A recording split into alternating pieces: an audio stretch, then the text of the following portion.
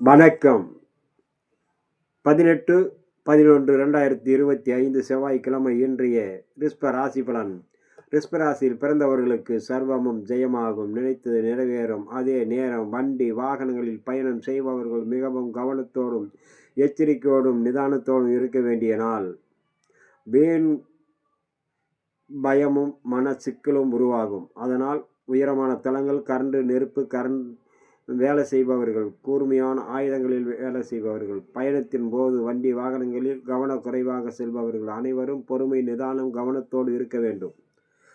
அதனால் பெரிதாக வரக்கூடிய மன உளைச்சல்கள், சங்கடங்களில் இருந்து விடுபடக்கூடும். மிகப்பெரிய ஆயுதமே பொறுமை, நிதானம்தான். உங்களுடைய ராசியில் வரக்கூடிய கிருத்திகை நட்சத்திரம் சர்வ காரிய ஜெயம் உண்டாகும். ரோகிணி பயணத்தின் போது மிகவும் கவனத்தோடு இருக்க வேண்டும். வேலை செய்யும் இடத்திலும் எச்சரிக்கை தேவை.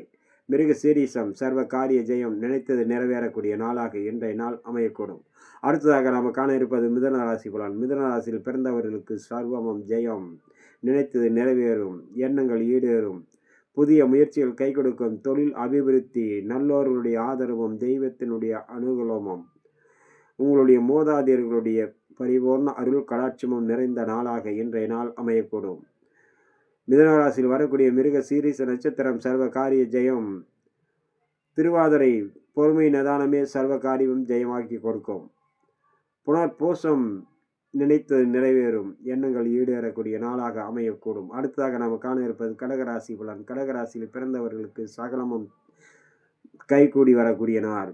நல்ல செய்தி, நல்ல முன்னேற்றம், தெய்வத்தினுடைய அனுகிரகத்தாலும் மூதாதையர்களுடைய ஆசையாலும் நல்ல தெய்வ நம்பிக்கையும் நல்லோருடைய பழக்க வழக்கங்களும் உங்களுக்கு அனைத்து விதத்திலும் நன்மையை சேர்க்கும்.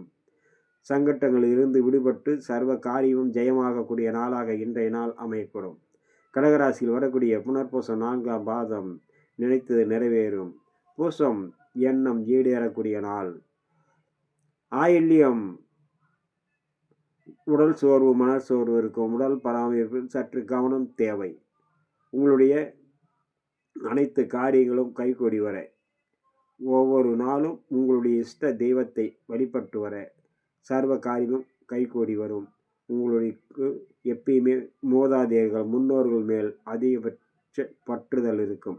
அவர்களை மனதார பிரார்த்தனை செய்ய உங்களுடைய சர்வ காரியமும் கைகூடி வரும். குலதெய்வத்தினுடைய பரிபூர்ண அருள் கடாட்சம் மிகவும் சிறந்த நாளாக இன்றைய நாள். அடுத்ததாக நம்ம காண இருப்பது சிம்மம், கன்னி, துளாராசி நண்பர்களை பற்றி. வணக்கம்.